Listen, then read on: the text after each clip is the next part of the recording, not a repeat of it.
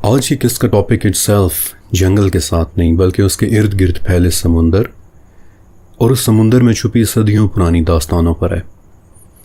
میں نے آپ کو بتایا تھا کہ ایمیزون صرف جنگلات کا نہیں بلکہ ان جنگلوں میں سے گزرتے ایک دریا کا بھی نام ہے، اور اگر سچ کہوں تو ایمیزون دریا بذات خود قدرت کے رازوں میں سے ایک بہت بڑا راز ہے، بلکہ اکثر سائنسدان تو اسے دنیا کا سب سے بڑا نیچرل سیکرٹ کہتے ہیں۔ ہر سال ایمیزون دریا سے سینکڑوں نت نئے جاندار دریافت ہو رہے ہیں، کیڑے، مچھلیاں اور پانی کے اندر موجود نئی نئی جڑی بوٹیاں کہ جو درجنوں بیماریوں کے علاج میں استعمال ہو رہی ہیں۔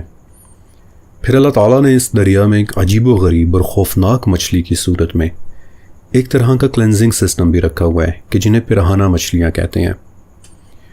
پرہاناس کے دانت اس طرح کی طرح تیز ہوتے ہیں اور ایک دوسرے کے ساتھ جڑے ہوئے انٹرلاک ہوئے ہوتے ہیں اور اس قدر سخت ہوتے ہیں کہ گوشت کے ساتھ ساتھ ہڈی کو بھی کاٹ سکتے ہیں۔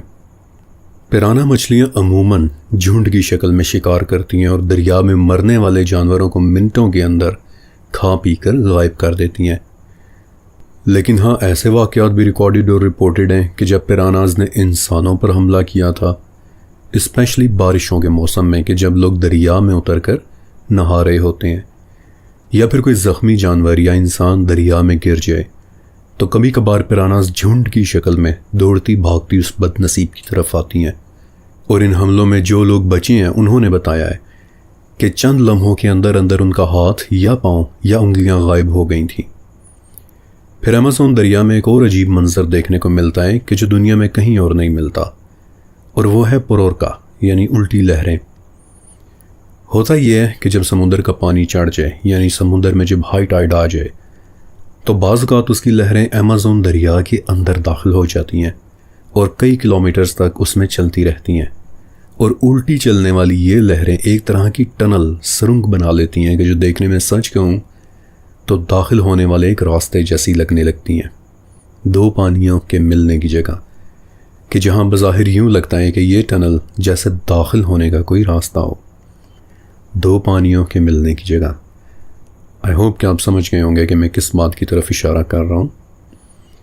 اور پھر ایمیزون دریا کی ایسچوری، ہر دریا کی طرح ایمیزون بھی بالآخر ایک پوائنٹ پر آ کر سمندر میں شامل ہو جاتا ہے، اور جس جگہ دریا سمندر میں ملے اسے عربی میں مصب، اردو میں دہانہ یا منہ اور انگلش میں ایسچوری کہتے ہیں۔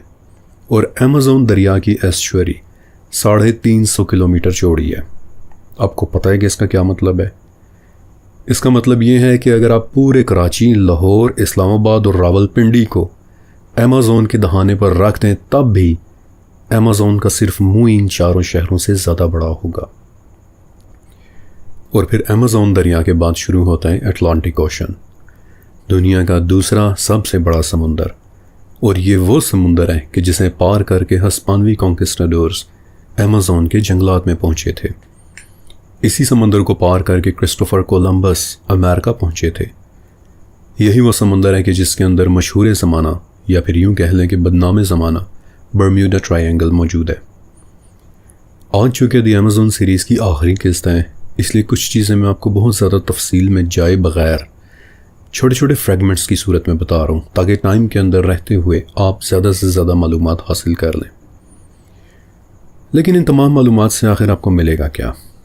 تو سب سے پہلے جان لے کہ سمندر قرآن پاک میں اللہ تعالیٰ کی ایک بہت بڑی نشانی کے طور پر بیان ہوئے ہیں، اور اللہ نے جب اپنے علم کے متعلق بتانا چاہا تو مثال کے طور پر سمندر ہی کا نام لیا ہے۔ مثلا سورہ کہف کہ کہہ دیجئے کہ اگر میرے پروردگار کے کلمات لکھنے کے لیے سمندر سے آہی بن جائے تو وہ بھی میرے رب کی باتوں کے مکمل ہونے سے پہلے ہی ختم ہو جائے۔ بلکہ سورہ لقمان میں تو یہاں تک آتا ہے کہ اسی جیسے 7 سمندر اور بھی ہو جائیں تب بھی اللہ کے کلمات ختم نہیں ہو سکتے۔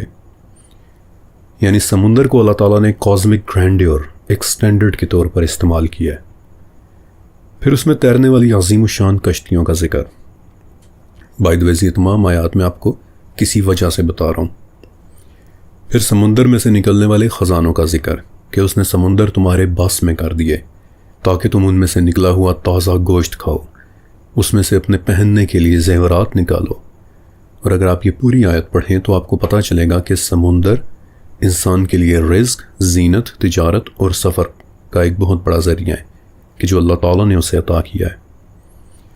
پھر سمندروں ہی کے متعلق ایک بہت مشہور آیت ہے کہ جسے اکثر آپ سنتے بھی ہوں گے کہ اس نے 2 سمندر آپس میں ملا دیے اور ان دونوں کے درمیان ایک آڑ ہے، ایک رکاوٹ ہے، ایک حجاب ہے، ایک مضبوط پردہ ہے۔ اس حوالے سے قرآن پاک میں 2 آیات ہیں، ایک تو الفرقان 25:53 اور دوسری النمل۔ اور اکثر آپ نے ان آیات کو الاسکا کے سمندر کی تصویر کے ساتھ دیکھا بھی ہوگا کہ جہاں واقعی 2 سمندر ملتے ہیں لیکن وہ آپس میں مکس نہیں ہوتے۔ اور پھر وہ مشہور و معروف آیت کہ جہاں سمندر کے گھٹا ٹوپ گہرے اندھیروں کا ذکر ہے کہ جس میں لہروں کے اوپر لہروں نے اندھیرا کیا ہوا ہے اور پھر ان پر بادل ہیں اور اندھیروں پر اندھیرے ہیں۔ اور لاسٹلی اہل ایمان کے لیے ایک نشانی کہ سمندر ہی طوفان نوح میں عذاب کا ذریعہ بنے، مگر یہی سمندر موسیٰ علیہ السلام اور بنی اسرائیل کے لیے نجات کا ذریعہ بنے۔ اسی سمندروں کی اسلامک لٹریچر میں کتنی اہمیت ہے، میں آپ کو دلچسپی کی ایک بات اور بھی بتا دیتا ہوں کہ قرآن پاک میں سمندروں یعنی بحر کا ذکر 32 مرتبہ ہے اور زمین یعنی بر کا ذکر 12 مرتبہ، یعنی ٹوٹل 44 ٹائمز، 44 مرتبہ۔ اور اگر آپ تھوڑا سا غور کریں تو بحر کے جو 32 مرتبہ ہے وہ 44 کا 73% بنتا ہے، اور بر کے جو 12 مرتبہ ہے وہ 44 کا 27% بنتا ہے۔ یعنی قرآن پاک میں ہمیں اس دنیا کے بحر و بر کی ایگزیکٹ ریشو بتا دی گئی ہے کہ اس دنیا میں سمندر 73% پر ہے اور زمین بر 27%۔ اور ایگزیکٹلی یہی فگرز آج ہمیں ماڈرن سائنس سے پتہ چلتے ہیں کہ اس دنیا میں بحر و بر کی ایگزیکٹلی یہی ریشو ہے۔ سمندروں کا قرآن پاک میں بہت صراحت کے ساتھ ذکر ہے، لیکن حیرت کی بات یہ ہے کہ اس وقت یوٹیوب پر موجود اسلامک لٹریچر میں سب سے کم ذکر آپ کو سمندروں کا ہی ملے گا۔ اور ابھی تو میں نے آپ کو صرف قرآنی آیات بتائی ہیں، اگر احادیث کی طرف آؤں تو ان کا تو ایک وسیع خزانہ ہے کہ جو سمندروں کے متعلق گفتگو کرتا ہے۔ مثلا ہمارے آخری نبی حضرت محمد صلی اللہ علیہ وآلہ وسلم نے فرمایا کہ جسے میرے ساتھ مل کر جنگ لڑنے کا موقع نہیں مل سکا اسے چاہیے کہ سمندری جہاد میں حصہ لے لے، کیونکہ سمندروں میں لڑی جانے والی ایک جنگ خشکی میں لڑی جانے والی 2 جنگوں کے برابر ہوتی ہے، اور اس میں مرنے والے شہید اللہ کے نزدیک افضل شہید ہیں۔ سمندر میں جنگ کی نیت سے جانے والوں میں سے اگر کسی کا سر چکرائے تب بھی اسے 1 شہید کا اجر ملے گا، اور جو ڈوب جائے اس کے لیے پھر 2 شہیدوں کا اجر ہے۔ بلکہ ایک مرتبہ نبی علیہ السلام نیند سے بیدار ہوئے تو آپ علیہ السلام مسکرا رہے تھے۔ ام حرام رضی اللہ تعالیٰ عنہ نے ان سے پوچھا کہ یا رسول اللہ آپ کس بات پر مسکرا رہے ہیں؟ تو آپ نے فرمایا کہ مجھے اپنی امت کے وہ لوگ دیکھ کر خوشی ہو رہی ہے کہ جو سمندروں میں جہاد کے لیے اس طرح جا رہے ہیں کہ جیسے بادشاہ اپنے تختوں کے اوپر بیٹھے ہوئے ہوتے ہیں۔ لہٰذا اگر سمندروں کو آپ اللہ تعالیٰ کی ایک نشانی کے طور پر دیکھیں تو آپ کو ان میں سے بہت کچھ سیکھنے کو مل سکتا ہے۔ اور آج میں آپ کو کچھ واقعات ایسے بھی سناؤں گا کہ جن سے آپ کو اندازہ ہوگا کہ سمندروں پر قابو پانا کس طرح سے قوموں کے عروج اور زوال کا سبب بن سکتا ہے۔ اور ہماری آج کی اس داستان کا آغاز ہوتا ہے ہسپانوی کانکسٹاڈورز کے ذریعے اسپین میں اکٹھے ہونے والے لاکھوں ٹن خزانوں سے۔ سیریز کے بالکل شروع میں میں نے آپ کو ایک بات بتائی تھی کہ جتنے بھی کانکسٹاڈورز نے امیزون جنگلات سے خزانے لوٹے انہیں اکٹھا کر کے وہ لوگ اسپین لاتے گئے، اور نتیجہ یہ نکلا کہ اسپین دنیا کی امیر ترین بادشاہت بن گیا۔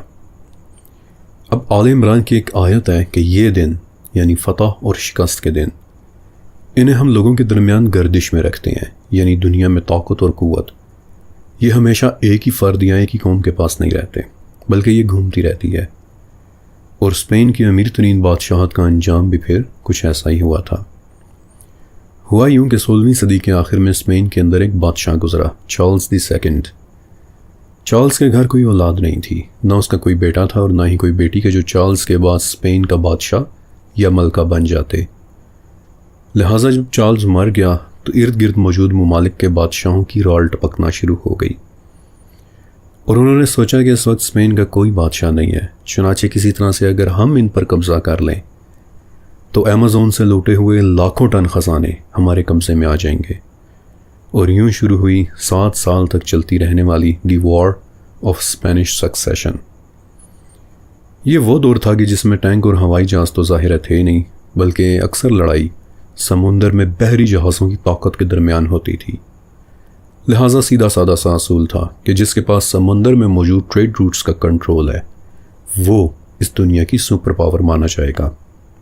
لہٰذا یورپ میں موجود ہر ملک نے اپنے اپنے لوگوں کو بحری جہاز چلانے اور پھر اس کے ساتھ ساتھ تلوار چلانے یعنی لڑائی کی ٹریننگ بھی دینا شروع کر دی۔ دی وار آف اسپینش سکسیشن 7 سال تک چلی، لیکن جب یہ لڑائی ختم ہو گئی اور اب لڑاکے ملاحوں کی ضرورت کم ہو گئی تو اب یہ لوگ بے روزگار ہو چکے تھے، اور ظاہر ہے کہ ان 2 کاموں کے علاوہ انہیں کچھ اور آتا بھی نہیں تھا، یعنی کہ جہاز چلانے اور لڑائی کرنے کے علاوہ۔ لہٰذا انہوں نے فیصلہ کیا کہ بجائے در بدر نوکریاں ڈھونڈنے کے ہم نکل جاتے ہیں کھلے سمندروں میں اور وہی 2 کام کرتے ہیں کہ جن میں ہم ایکسپرٹس ہیں، یعنی کہ جہاز چلانا اور لڑائی کرنا، اور یوں دنیا کے سمندروں میں ایک نئی طاقت بن کر ابھرے بحری قزاق، دی پائریٹس۔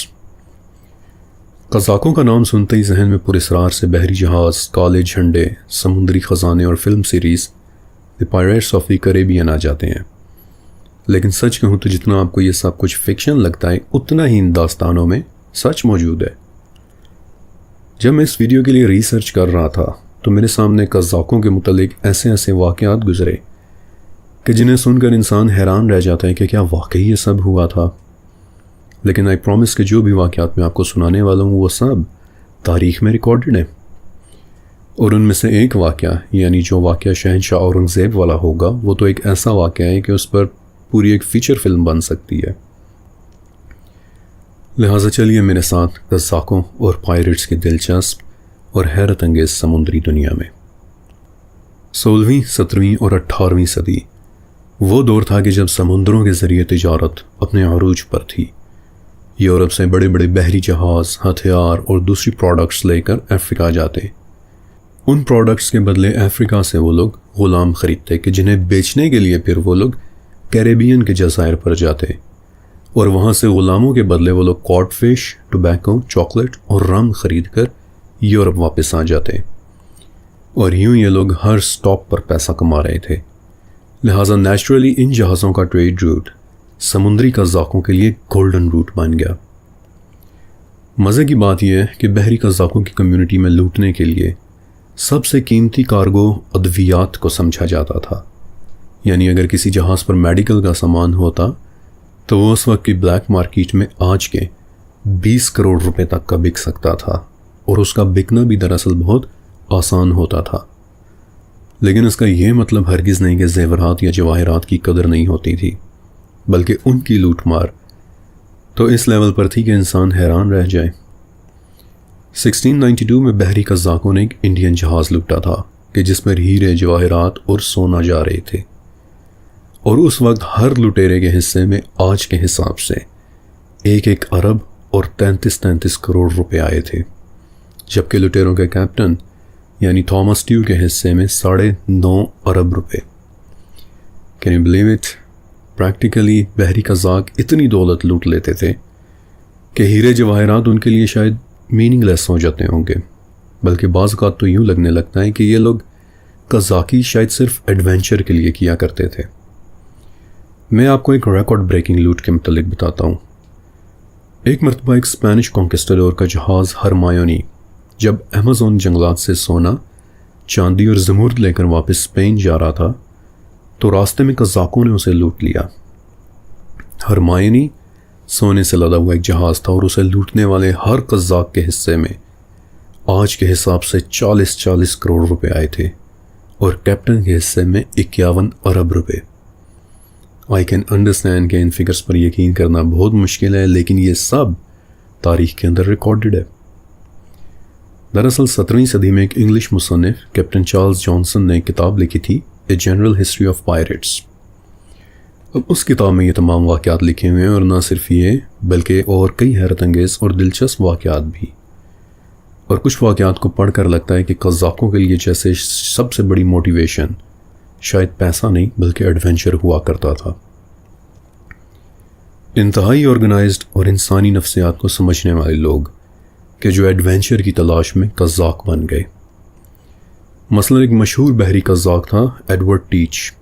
ایٹ لیسٹ ریکارڈ میں اس کا یہی نام لکھا ہوا ہے، ورنہ بہت ممکن ہے کہ یہ اس کا اصلی نام نہیں تھا۔ اکثر قزاق اپنا اصلی نام کبھی نہیں بتاتے تھے، اور نہ صرف یہ بلکہ اپنے فرضی ناموں کو بھی وہ لوگ بدلتے رہا کرتے تھے تاکہ لٹیرا ہونے کی وجہ سے ان کا یا ان کے خاندان کا نام برباد نہ ہو۔ لہٰذا ایڈورڈ ٹیچ، یا پھر جیسا کہ دنیا اسے جانتی تھی، بلیک بیئرڈ، اور یہ نام اس لیے کہ وہ اپنی کالی گھنی داڑھی اور دہشتناک شخصیت کی وجہ سے جانا جاتا تھا۔ بلیک بیئرڈ اکثر بڑے بڑے تاجروں اور یہاں تک کہ سرکاری آفیشلز کے ساتھ بھی کورسپونڈنس یعنی خط و کتابت کیا کرتا تھا، اور جب وہ مرا تو اس کے سامان میں سے ایک خط ملا کہ جو کیرولینا کے چیف جسٹس کی طرف سے تھا، اور آپ کو پتہ ہے کہ 17ویں صدی میں پڑھے لکھے ہونے کا ایک ہی مطلب تھا کہ بلیک بیئرڈ اوریجنلی کسی اچھی بڑی اور ایلیٹ فیملی سے تھا، کسی انتہائی امیر فیملی سے کہ جو شاید صرف ایڈونچر کے لیے سمندروں میں قزاق بن کر نکل گیا۔ ایڈونچر اور آزادی یہ اگر تمام نہیں تو بھی زیادہ تر قزاقوں کی کمزوری تھی۔ مثلا اسی کتاب کہ جس کا بھی میں نے آپ کو بتایا، یعنی یہ جنرل ہسٹری آف پائریٹس، اس میں 2 ایسی عورتوں کے متعلق لکھا ہے کہ جو 4 سال تک مردوں کا بھیس بدل کر کیپٹن کالیکو جیک کے جہاز پر قزاق بن کر رہتی رہی تھی۔ بھیس انہوں نے اس لیے بدلے کیونکہ عورتوں کو جہاز پر سوار ہونے کی اجازت نہیں تھی، اور قزاق وہ اس لیے بنی کیونکہ اس زمانے میں عورتوں کو ان کے حقوق اس طرح سے نہیں ملتے تھے کہ جس طرح سے آج ملتے ہیں۔ لہٰذا 4 سال تک اینی بونی اور میری ریڈ اس آزادی، دولت اور ایڈونچر کی تلاش میں قزاق بن کر رہتی رہیں کہ جو دولت، آزادی اور ایڈونچر اس وقت صرف مردوں کے پاس ہوتا تھا۔ لیکن سب کے سب قزاق شوقیہ قزاق نہیں تھے۔ یہ تاریخ کا ایک سیاہ باب ہے کہ کئی حکومتیں خفیہ طور پر بھی ان قزاقوں کا ٹیشو پیپرز کی طرح کا استعمال کر رہی تھیں۔ مثلا ایک قزاق تھا کیپٹن کڈ۔ ونس اگین اس کا اصل نام کیا تھا یہ شاید سوائے اللہ تعالیٰ کے اور کوئی بھی نہیں جانتا۔ البتہ ایک مرتبہ ایسٹ انڈیا کمپنی نے اس کا استعمال کرتے ہوئے سمندروں میں کئی جہازوں پر حملہ کروایا۔ کبھی اسپین کے کسی جہاز کو ڈبو دیا، کبھی فرانس کے کسی جہاز پر حملہ کروا دیا۔ لیکن جب کیپٹن کڈ پکڑا گیا تو تمام آفیشلز نے کہ جو اس کا استعمال کرتے آئے تھے ان سب نے کیپٹن سے اعلان برات کر دیا، کہہ دیا کہ ہم تو اسے جانتے تک نہیں۔ کیپٹن کڈ کو سزائے موت ہو گئی، اور وہ بھی بڑی بری۔ 3 سال تک اس کی لاش لندن کے ٹیمز ریور کے اوپر لٹکی رہی، اور آج کئی صدیاں گزر جانے کے بعد اب لندن بلڈنگ آفس سے وہ خطوط ملے ہیں کہ جو ایسٹ انڈیا کمپنی کے آفیسرز نے کیپٹن کڈ کو لکھے تھے، اور جن سے ثابت ہو جاتا ہے کہ انہوں نے اس کا استعمال کیا تھا، اور ثبوت چھپانے کے لیے ان خطوط کو غلط فائلز میں لگوا دیا تھا۔ آج 300 سال بعد وہ ڈاکیومنٹس ملے ہیں تو پتہ چلا ہے کہ کیپٹن کڈ کے قزاق بننے میں ایسٹ انڈیا کمپنی کا ڈائریکٹ ہاتھ تھا۔ کیپٹن کڈ ان قزاقوں میں سے ہیں کہ جن کے متعلق کافی سارا ڈیٹا مل جاتا ہے، اور ریکارڈ سے پتہ چلتا ہے کہ جب لندن میں اسے پکڑ کر پیش کیا گیا تو ثبوت کے طور پر اس کے خلاف ایک چھوٹا سا خزانہ بھی لایا گیا تھا، لیکن حقیقت تو یہ ہے کہ وہ چھوٹا سا خزانہ کیپٹن کڈ کے اصل خزانے کا شاید 1% بھی نہیں تھا۔ سونے کی کم سے کم 200 اینٹیں اور چاندی کی کم سے کم 50 دیگیں، یہ کیپٹن کڈ کا اصل خزانہ تھی کہ جنہیں گرفتار ہونے سے پہلے اس نے کہیں چھپا دیا تھا، اور کہ جو آج تک کسی کو نہیں مل سکی۔ البتہ کیپٹن کڈ کا ایک واقعہ ہے کہ جو مشہور بھی ہے اور دلچسپ بھی، کہ ایک مرتبہ اس نے بلاک آئی لینڈ کا وزٹ کیا۔ یہ کریبین کا ایک جزیرہ تھا کہ جہاں اس کی میزبان مسز مرسی تھی۔ کہا جاتا ہے کہ کیپٹن کڈ کو مسز مرسی کا کھانا بہت پسند آیا، تو جب وہ جانے لگا تو اس نے مسز مرسی کو کہا کہ جس ایپرن کو پہن کر آپ نے کھانا بنایا تھا وہ ایپرن میرے سامنے کریں۔ تو جب مسز مرسی نے کیپٹن کڈ کے سامنے اپنا ایپرن پھیلایا تو اس نے بھر کر سونے، چاندی اور جواہرات اس کے اندر ڈال دیے۔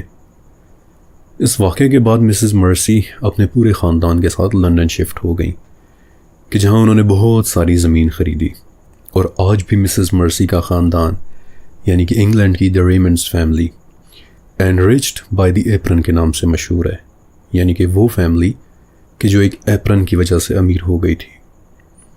اب ایک چیز کہ بحری قزاقوں کا نام سنتے ہی ذہن میں سونے، چاندی اور جواہرات کے علاوہ لاقانونیت اور کسی بھی قسم کے اصولوں کے بغیر جھوٹ پر مبنی لٹیروں کا ایک گروہ سامنے آتا ہے کہ جنہیں کسی بات کی کوئی پرواہ نہیں سوائے خزانوں اور خزانوں کے نقشوں کے.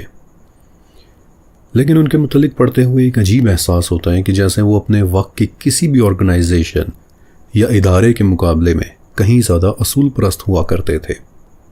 آپ یہاں سے اندازہ لگا لیں کہ جب کیپٹن کوئی بڑا فیصلہ کرتا تو کاؤنٹر بیلنس کے طور پر جہاز پر ایک اور عہدہ بھی ہوا کرتا تھا، کوارٹر ماسٹر. یعنی اگر کبھی کیپٹن کوئی غلط فیصلہ دے دے یا ناانصافی پر مبنی کوئی بات کر دے تو کوارٹر ماسٹر فوراً اس کے فیصلے کو ویٹو کر دے گا. اور یہ ایک ایسی کوالٹی تھی کہ جو اس وقت دنیا کے ایک بہت بڑے ادارے یعنی ایسٹ انڈیا کمپنی میں بھی نظر نہیں آتی تھی.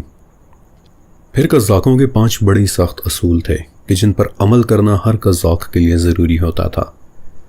رول نمبر 1 کہ جہاز پر موجود ہر آدمی کو بولنے کا حق حاصل ہوگا اور وہ جہاز پر موجود کوئی بھی چیز کھانے کا اہل ہوگا. رول نمبر 2 کہ جہاز پر موجود کوئی آدمی کسی کو دھوکہ نہیں دے گا، اور اگر کسی نے ایک گلاس، ایک پلیٹ یا ایک ہیرے کے برابر کا بھی دھوکہ کیا تو اس کا ناک اور کان کاٹ کر کسی دور دراز کے جزیرے میں اسے اکیلا چھوڑ دیا جائے گا. رول نمبر 3 کہ جہاز پر موجود کوئی شخص جوا نہیں کھیلے گا. رول نمبر 4 کہ رات کو 8 بجے کے بعد جہاز پر کوئی روشنی نہیں ہوگی. اور آخری اور سب سے سخت رول کہ جہاز پر نہ تو کوئی انڈر ایج ہوگا اور نہ ہی کوئی عورت، اور اگر کوئی ان میں سے کسی ایک کو بھی لایا تو اس کی سزا صرف اور صرف موت ہوگی. اور بلیو یو می کے قزاق ان اصولوں پر بڑی سختی کے ساتھ عمل کیا کرتے تھے. دیکھیں، ایک بہت بڑی وجہ ہے کہ میں آپ کو یہ سب کچھ اتنی تفصیل کے ساتھ بتا رہا ہوں. انشاءاللہ آگے چل کر آپ وہ وجہ خود جان لیں گے. بہرحال ایک بات تو ہے کہ ان قزاقوں کا انجام، اگر یہ لوگ پکڑے جاتے تو پھر کوئی اچھا نہیں ہوتا تھا. ایک مرتبہ کوئی سمندری لٹیرا یا کوئی بحری قزاق پکڑا جائے تو عموماً اسے سر عام پھانسی دے دی جاتی تھی، اور اس سزا کو دیکھنے کے لیے پبلک ویسے ہی اکٹھی ہو کر جاتی تھی کہ جیسے آج کوئی میلہ یا کوئی کھیل تماشا دیکھنے کے لیے جاتی ہے.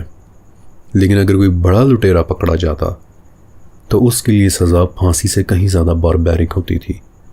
اسے لوہے کے ایک پنجرے میں بند کر کے ہوا میں لٹکا دیا جاتا تھا کہ جہاں بھوک اور پیاس سے اس کی موت ہو جاتی تھی، اور تب تک اسے اتارا بھی نہیں جاتا تھا جب تک کہ وہ مکمل طور پر ڈیکمپوز نہ ہو جائے. اور آپ سن کر حیران ہوں گے کہ مکمل طور پر ڈیکمپوز ہونے میں 2 سال تک کا وقت لگ سکتا تھا. کیپٹن کیڈ، کالیکو جیک اور کیپٹن چارلز وین سب کا یہی انجام ہوا تھا. لیکن یہ 1695 کی بات ہے کہ ایک 35 سالہ قزاق ہنری ایوری، کہ جسے آج لٹیروں کا بادشاہ بھی کہا جا سکتا ہے، یہ وہ شخص تھا کہ جس نے تاریخ کی سب سے بڑی دولت لوٹی تھی، اور وہ لوٹ ہوئی تھی 7 ستمبر 1695 کو. اور یہ تاریخ کا ایک ایسا واقعہ ہے کہ جب میں آپ کو سناؤں گا تو آپ سمجھ نہیں پائیں گے کہ اسے عجیب و غریب کہیں یا دلچسپ، اسے حیرت انگیز کہیں یا افسوسناک. یہ 1695 کی بات ہے کہ ہندوستان میں بادشاہ اورنگزیب کی حکومت تھی، اور یہ وہ دور تھا کہ جب یورپین تاجر ہندوستان کو سونے کی چڑیا کہا کرتے تھے. اورنگزیب کے زمانے میں ہندوستان پوری دنیا کی GDP کا 25% ہوا کرتا تھا، یعنی اتنا پیسہ تھا اس وقت ہندوستان میں. بائی دا وے ہندوستان میں اس لیے کہہ رہا ہوں کہ ظاہر ہے کہ اس وقت پاکستان اور انڈیا تو تھا نہیں، بلکہ یہ سب ایک ہی تھا. اور اس وقت جو انگریز یہاں کے درباروں میں آئے، انہوں نے اپنی ڈائریز اور میموائرز میں لکھا ہے کہ مغل دربار میں آپ کو صرف 3 رنگ نظر آتے ہیں، گولڈن، سلور اور ڈیپ ریڈ. یعنی دربار کی ہر چیز یا تو سونے سے بنی ہوتی تھی یا چاندی سے یا پھر قیمتی سرخ یاقوت سے. فرانسس برائن کہ جو ایک فرینچ ڈاکٹر اور ایک ٹورسٹ تھا اور اورنگزیب ہی کے زمانے میں ہندوستان بھی آیا تھا، اس نے اپنی کتاب میں مغل دربار کو یورپ کے کسی بھی دربار سے زیادہ لگژریس کہا ہے. اور وہ کہتا ہے کہ سونے اور چاندی کے تخت، ہیروں جواہرات سے جڑی دیواروں، ہزاروں سپاہیوں کی قطاروں، جنگی زرہوں سے سجے ہاتھیوں اور بادشاہ کے دبدبے کو دیکھ کر لگتا ہے کہ جیسے کوئی فیری ٹیل آپ کی آنکھوں کے سامنے زندہ ہو رہی ہو.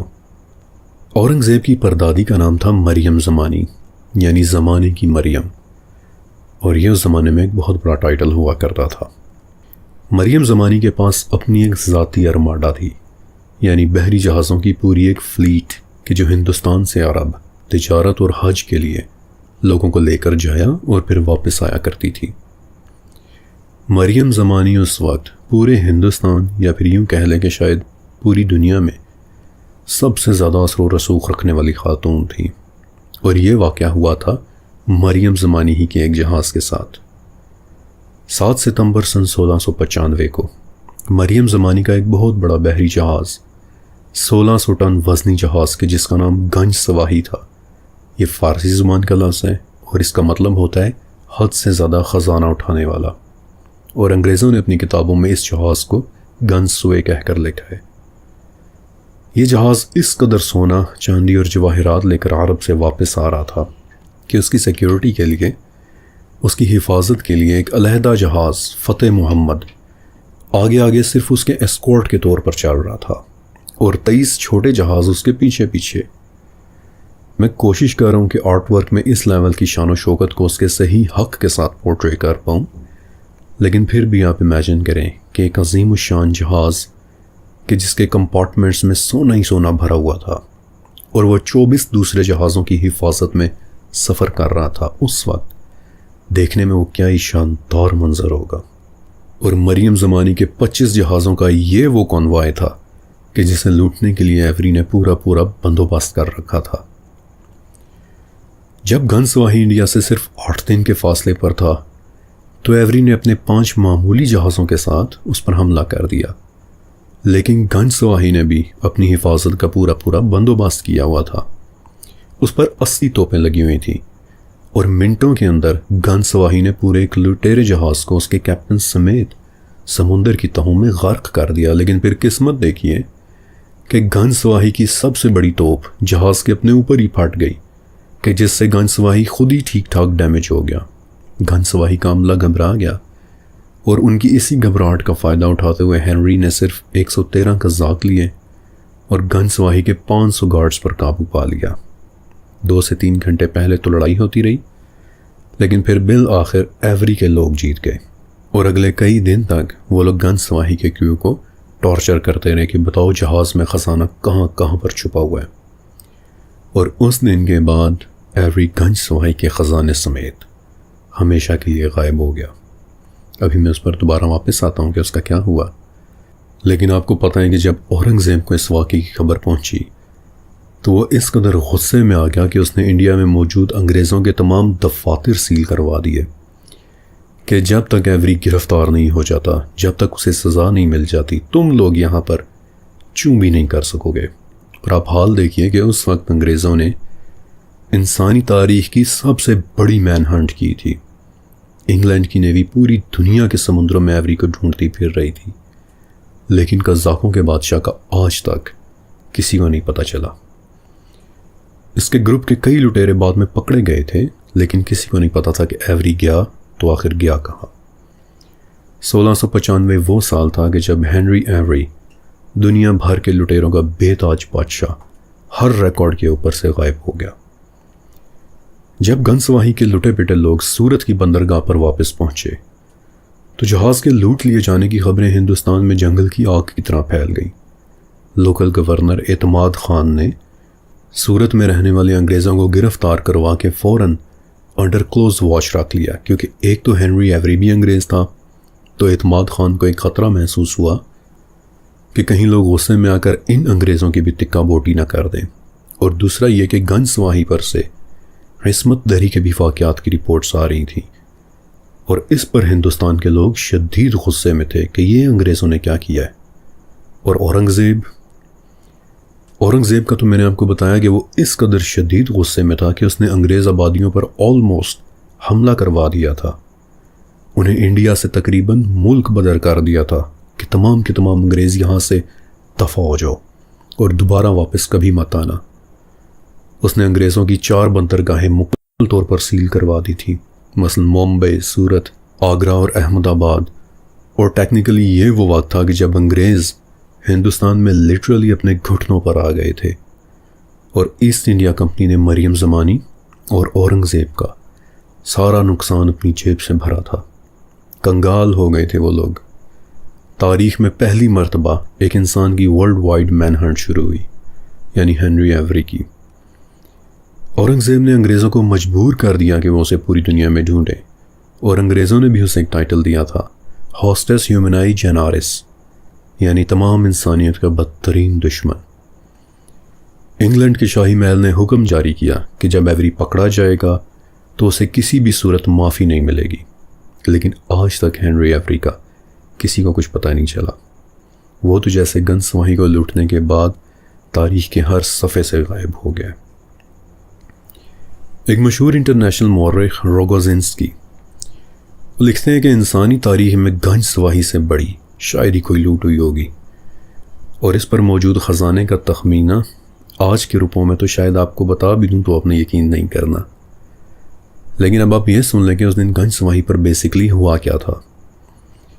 گنج سواہی کا کیپٹن ابراہیم نام کا ایک آدمی تھا، اور اس واقعے کے کئی سال بعد سورت میں رہنے والے ایک مورخ محمد ہاشم خافی خان نے کئی جلدوں پر مبنی تاریخ کی ایک کتاب لکھی تھی کہ جس کا نام ہے ہندوستان کی تاریخ، اس کے اپنے مورخین کی زبانی۔ اس کتاب میں خافی خان لکھتے ہیں کہ گنج سواہی کے لٹ جانے میں سب سے بڑا قصوروار اس کا کیپٹن ابراہیم تھا۔ جب بڑی توپ پھٹ گئی تو ابراہیم سب کچھ چھوڑ چھاڑ کر ڈیک سے نیچے بھاگ گیا، اور جو خدمت گار خادمائیں لڑکیاں تھیں انہیں اسلحہ تھما کر اوپر لڑنے کے لیے بھیج دیا۔ وہ بیچاریاں اوپر چلی بھی گئیں، لیکن کسی لیڈر کے بغیر اور لٹیروں کے سامنے وہ زیادہ سے زیادہ کر بھی کیا سکتی تھیں، اور یہ وجہ تھی کہ 3 گھنٹوں کے اندر اندر گن سواہی سمیت 24 جہازوں نے لٹیروں کے سامنے سرنڈر کر دیا۔ اس سرنڈر کے دوران ہوئی زیادتیوں کے متعلق بھی خافی خان نے کافی ڈیٹیل سے لکھا ہے کہ وہ لوگ ڈیک پر موجود ہر شخص کو ٹارچر کر رہے تھے۔ کچھ لوگ کہتے ہیں کہ زیادتیوں کی یہ داستانیں صرف سنسنی پھیلانے کے لیے بنائی گئی تھیں، لیکن سچ تو یہ ہے کہ در حقیقت ہوا ایسا ہی تھا۔ میں نے آپ کو بتایا تھا کہ بعد میں ایوری کے کچھ لٹیرے پکڑے بھی گئے تھے، تو انہی لٹیروں میں سے ایک لٹیرے جان سپارکس نے مرتے ہوئے اس بات کو کنفیس کیا تھا کہ گن سواہی پر کیے گئے ہمارے بے رحم ٹارچر نے مجھے رات کو چین سے کبھی سونے نہیں دیا۔ پھر ایک اور لٹیرے فلپ میڈلٹن نے بھی گواہی دی تھی کہ گن سواہی پر موجود لٹیروں نے ہندوستانی خواتین کے ساتھ بہت زیادتی کی تھی، اور ان میں سے کئی خواتین ایسی تھیں کہ جو اپنے زیورات اور اپنی عادتوں یعنی اپنے بول چال کے انداز سے بہت اونچے گھرانوں کی لگ رہی تھی، یہاں تک کہ آلموسٹ شاہی خاندان کی۔